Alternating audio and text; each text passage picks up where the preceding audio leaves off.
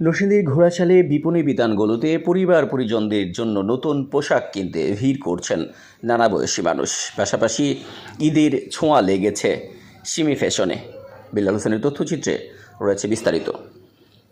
আর কয়েকদিন পরে ঈদ ঘোড়াশাল বাজার সহ উপজেলার বিপণী বিতানগুলোতে পরিবার পরিজনদের জন্য নতুন পোশাক কিনতে ভিড় করছে নানা বয়সী মানুষ।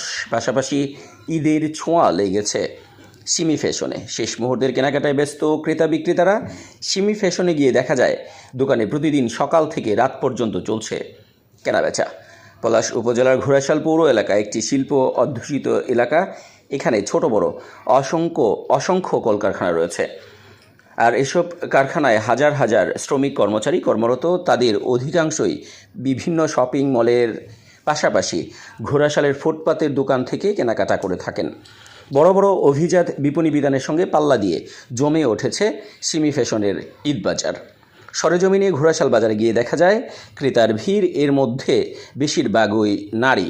পণ্যের পসরা নিয়ে বসেছেন সিমি ফ্যাশন। ঘোড়াশাল বাজার এলাকায় সিমি ফ্যাশনের দোকান সাজিয়ে বেচাকেনা করছেন ফ্যাশনের প্রোপাইটর মোহাম্মদ সাইফুল ইসলাম। বলেন, ব্যবসার অবস্থা এবার লোকসান কাটিয়ে লাভবান হওয়ার আশা করছি।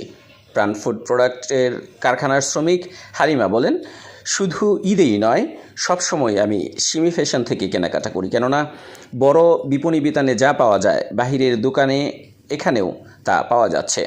পারভিন আক্তার নামের একজন গৃহিণী ক্রেতা বলেন, সিমি ফ্যাশন থেকে সবসময় আমি কেনাকাটা করি। সিমি ফ্যাশন থেকে কম দামে জামা কাপড় পাওয়া যায়, তাই ছেলে মেয়েকে নিয়ে ঈদের কেনাকাটা করতে এখানে চলে এসেছি। Positive Bangla TV.